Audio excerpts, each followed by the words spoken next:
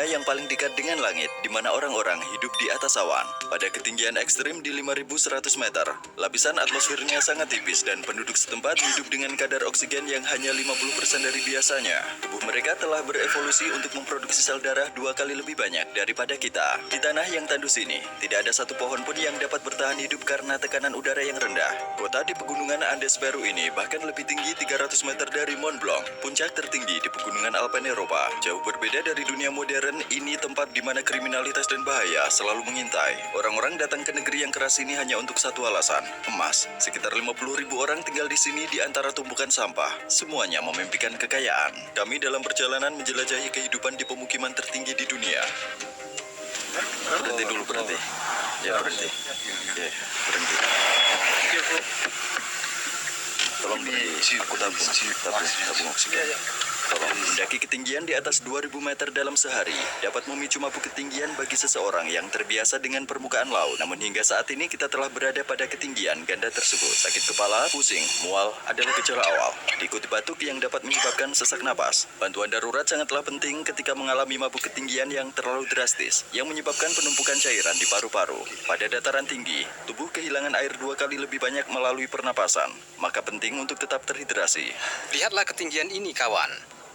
Jadi gunung itu setinggi awan itu. Kita akan pergi ke atas awan. Jangan khawatirkan kami.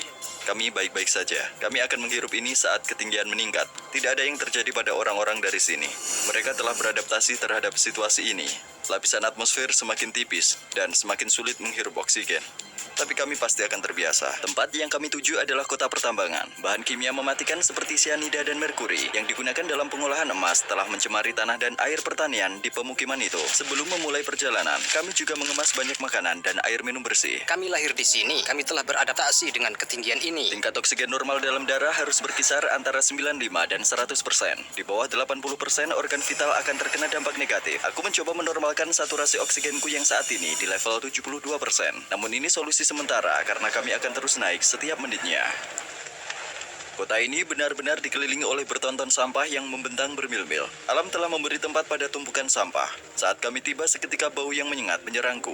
Kami telah tiba di hotel kami di La Rinconada. Pemandu kami sedang menyiapkan tabung oksigen untuk kami. Apa nama hotel ini? Selo, artinya langit. 5 menit dulu, dan kemudian jeda sejenak, dan hirup 5 menit lagi. Kamu hanya butuh waktu. Beristirahatlah sebentar agar tubuh beradaptasi pada ketinggian ini. Saat aku keluar mobil, aku merasa pusing. Rasanya seperti mau jatuh. Sangat normal. Kriminalitas, terutama penusukan dan pencurian cukup umum di sini. Karena warga lokal biasanya menyimpan uang tunai dan emas mereka karena tidak ada bank di sini. Kami bekerja sama dengan 2 polisi untuk menjaga kami. Mereka adalah polisi yang menyamar dan akan mengikuti kami kemanapun kami pergi. Halo, Marco mengarahkan kami untuk mencari daun koka karena dia berpendapat itu adalah obat untuk menghilangkan mabuk ketinggian, kebiasaan tradisional di sini. Koka. Daun koka. Aku pikir mereka mengkonsumsi ini untuk menghilangkan mabuk ketinggian. Mereka mengunyah 3 atau 4 daun di mulutnya. Daun yang ilegal di sebagian besar negara ini menghasilkan semacam efek mati rasa yang membantu penggunanya rileks. Ini bagus untuk hampir semua hal. Mungkin salah satu petugas polisi bisa membawa ini. Kami akhiri hari yang sibuk dan melelahkan dan menjelajahi kota keesokan harinya. Kami berada di pusat La Rinconada saat matahari terbit. Petugas polisi di sisi kami. Lingkungan penuh dengan kafe lokal, pasar dan orang-orang. Meski baru bangun, badan terasa letih sekali. Seperti tidak istirahat berhari-hari. Berjalan terasa sulit disertai pusing dan mual. Udara kering membuatku sakit tenggorokan dan bibir pecah-pecah. Saat malam berganti siang, tumpukan sampah di pinggir jalan semakin terlihat. Meski sekarang musim panas dan kita dekat daerah tropis, namun tanahnya beku. Di tempat ini, suhu malamnya turun hingga minus 10 derajat Celcius. Masyarakat tinggal di gubuk seng tanpa listrik atau pemanas. Tidak ada dapur atau kamar mandi di rumah-rumah ini.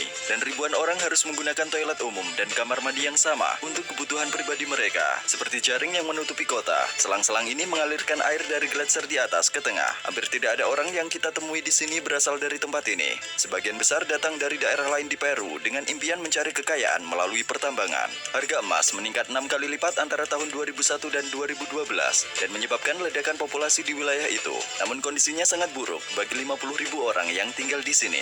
Belum ada upaya untuk mengembangkan infrastruktur yang sesuai dengan pertumbuhan populasi. Setiap hari, ribuan orang membuang sampahnya di jalanan yang tidak bisa dibedakan dengan tempat pembuangan sampah.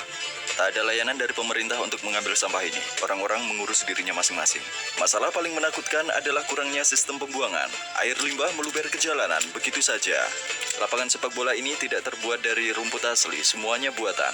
Karena pohon dan tumbuhan lain tidak dapat bertahan hidup pada ketinggian tersebut. Kota ini terletak di sekitar gunung yang disebut La Bella Dormiente, yang berarti Sleeping Beauty. Bisakah kamu melihatnya? Wajah dan tubuh.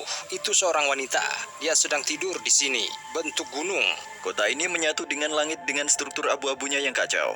Setiap pagi, para pekerja berjalan berkilo-kilometer menanjak untuk mencapai tambang. Dipenuhi dengan gas berbahaya. Kondisi kerja di dalam terowongan ini sangatlah sulit.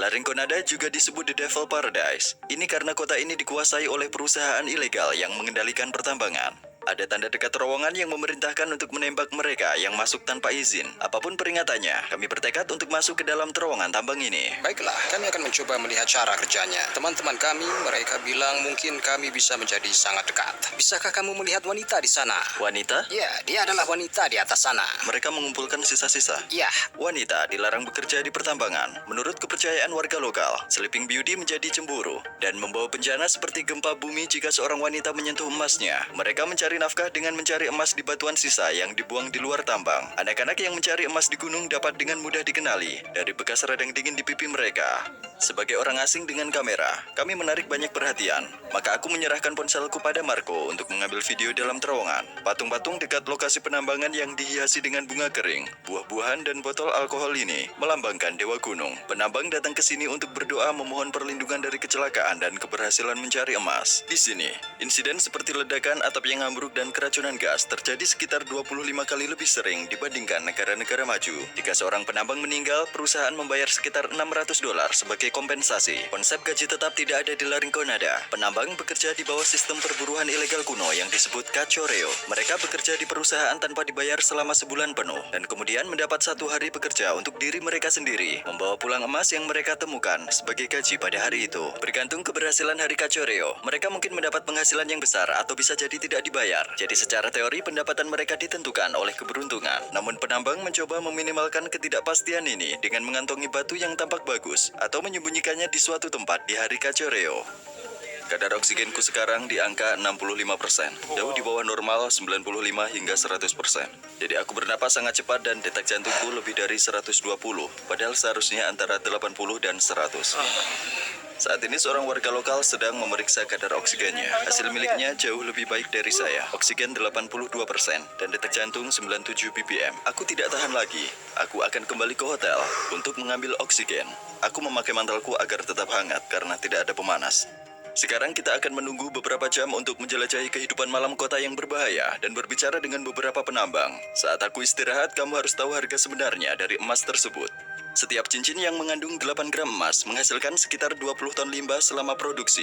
Di puncak gunung, terbentuklah danau asam tambang karena bebatuan yang diekstraksi dengan emas. Batuan ini yang kaya akan besi sulfa teroksidasi ketika bersentuhan dengan air dan udara, menghasilkan warna merah tua. Masyarakat yang tinggal di tepi sungai bercocok tanam dan memelihara hewan dengan air yang terkontaminasi merkuri dan sianida. Umur rata-rata penduduk lokal di sini hanyalah 35 tahun. Namun bahan kimia bukanlah satu-satunya alasan. Pada ketinggian ini, setiap hembusan napas mengandung oksigen sekitar 50% lebih sedikit dibandingkan permukaan laut. Oleh karena itu, darah penduduk La Rinconada 2 kali lebih padat dibandingkan rata-rata orang, sehingga berpotensi menyebabkan penyumbatan pembuluh darah dan berakibat fatal. Setelah hari yang berat, para penambang bergegas ke pusat kota. Listrik hanya tersedia di beberapa jalan di sini, sehingga sisanya berada dalam kegelapan. Semua penambang ada di sini. Mereka berbelanja dan bersosialisasi satu sama lain. Kios-kios dan toko-toko kecil di mana-mana menjual segalanya: street food, pakaian, perabotan rumah tangga, apapun. Anak-anak bermain di luar dengan energi yang tiada habisnya hingga larut malam. Oh, los argentinos. Berapa umurnya? 12. apakah ada sekolah dasar atau sekolah menengah? Ada? Seberapa besar sekolahnya? Tidak terlalu besar. Apakah ada perguruan tinggi? Tidak ada. Setelah itu mereka harus pindah ke Puno atau Huliasa untuk belajar. Bagaimana jika mereka tidak pindah? Apakah mereka mulai bekerja di pertambangan? Iya. Seperti yang Anda lihat, orang-orang datang ke sini untuk menukarkan kepingan emas mereka dengan solis. Kami berada di kantor pertukaran lain. Untuk mencegah perampok dan penyerang, mereka memasang jeruji besi di depan konter. Sekarang kita akan melihat bagaimana mereka mengkonversi emas. Sebentar, bernafas dulu kawan. Biji yang Anda lihat adalah hasil kerja keras seorang pekerja sepanjang bulan. Saat ini emas berada dalam amalgam dengan merkuri dan pemanasan akan dilakukan dengan obor tiup untuk memisahkan kedua logamnya. Untuk setiap gram emas, sekitar 2 gram merkuri menguap dan bercampur ke atmosfer. Apa bagian tersulit dalam melakukan pekerjaan ini? Mengirimkan material. Sebab, ingat, banyak orang jahat atau perampok dan transportasinya tidak terlalu aman. Apa yang dia sukai dari Larinconada? Kebanyakan tidak ada yang baik karena seperti yang kamu lihat semua tempat terkontaminasi. Ya, pendapatannya bagus. Di atas rata-rata nasional ya. Itu sebabnya orang-orang datang ke sini. Campuran teh herbal berbeda juga dikonsumsi untuk mengurangi gejala seperti sakit kepala dan kelelahan. Kami menyebutnya emoliente. Terbuat dari apa ini? Air, beberapa macam herbal, dan sirup. Ini benar-benar enak. Cobalah sedikit. Ini berat. Susah untuk diminum, kau tahu? Di sini kita tidak bisa melangkah lebih jauh. Itu tidak aman. Tidak ada lagi listrik, tidak ada lagi lampu. Dan lebih baik berhenti di sini. Kebanyakan penambang menghabiskan uang hasil jerih payah mereka untuk alkohol dan kehidupan malam di jalan-jalan ini. Jika kondisi hidup dan kerja tidak membunuh seseorang, maka pisau dan AIDS yang membunuh. Klub malam adalah tempat paling berbahaya di Larinconada. Di jalan ini terdapat bar, klub malam, dan beberapa pilihan PSK bagi pekerja tambang. Kami berada di pusat perdagangan manusia, perampokan, dan pembunuhan di Larinconada. Jika kamu lihat ke sana, kamu dapat melihat wanita itu. Ada banyak orang yang membeli bunga mawar untuk para wanita di sini. Menurut polisi Puno, sekitar 2.500 gadis di bawah umur dieksploitasi di tempat-tempat yang baru saja kami lewati. Kota ini hanya memiliki satu kantor polisi dan pemerintahan Peru tidak melakukan upaya apapun untuk memberantas kejahatan ini. Adakah penjara di sini? Tidak, kami menyebutnya Calabozo. Ada sebuah tempat sangat kecil. Tidak ada rumah sakit di kota ini kan? Ada klinik yang sangat kecil, maksimal 2 atau 3 kamar. Kami sekarang bertemu seorang penambang yang 12 tahun bekerja di Larinconada. Dia juga memiliki satu-satunya gym di kota itu. Setelah seharian melakukan pekerjaan fisik yang intens, penambang terus berkeringat. Ramiro adalah sedikit penambang yang beruntung. Berapa jumlah emas terbesar yang pernah Anda temukan dalam gram? 200 gram. Katanya dia menemukan 200 gram dalam keadaan utuh. Ini banyak sekali emasnya. Apakah kamu sudah menikah? Kami memiliki 3 anak. Mereka berada di universitas. Apakah kamu menyarankan anakmu untuk kerja di pertambangan? Tidak, karena sangat-sangat berbahaya. Bagaimana ketinggian mempengaruhi tubuhmu? Iya loh, walaupun saya dari Puno, saya punya masalah itu. Puno berada di ketinggian 3.800 meter di atas permukaan laut. Jadi datang ke sini di ketinggian 5.000 meter di atas permukaan laut sudah mulai menantang. Masalah pencernaan, dulu 3 hari penderitaan. Setelah 3 hari, metabolisme mulai beradaptasi. Berapa banyak uang yang dihasilkan para pekerja tambang? Bervariasi, kadang naik, turun. Di sini seseorang akan mendapat penghasilan kurang lebih sekitar 2.000 solis Peru dan lebih sedikit lagi. Tanganmu sangat terpengaruh karena bekerja di pertambangan. Aku tidak sengaja memukul diriku dengan batu ketika mencoba memisahkan mineral dari emas. Jadi, kamu menggunakan batu untuk menghancurkannya, lalu tiba-tiba bam, cedera, terutama pada sisi ini ketika sedang tertindih. Apakah ada pekerja tambang yang meninggal dunia? Itu cukup konstan. Banyak orang mengatakan bahwa tambang ini diperuntukkan bagi orang-orang yang kuat. Itu tidak berarti kekuatan dalam ukuran otot, terutama ini lebih tentang kekuatan mental, tahanan, penguasaan, dan mempertimbangkan ketinggian. Tidak sesederhana itu. Kami berada 5.000 meter di atas permukaan laut. Meskipun impian untuk datang ke Larinconada dan menemukan biji emas dalam jumlah besar mungkin menarik dari luar, sebagian besar penambang dan keluarga mereka tidak pernah mencapai kenyamanan finansial yang mereka idamkan. Pemerintah Peru selama bertahun-tahun bungkam mengenai operasi ilegal di tambang emas dan pelecehan terhadap pekerja. Terlepas dari semua kondisi ini, masyarakat terus mencari peluang untuk mendapatkan kehidupan yang lebih baik di pemukiman tertinggi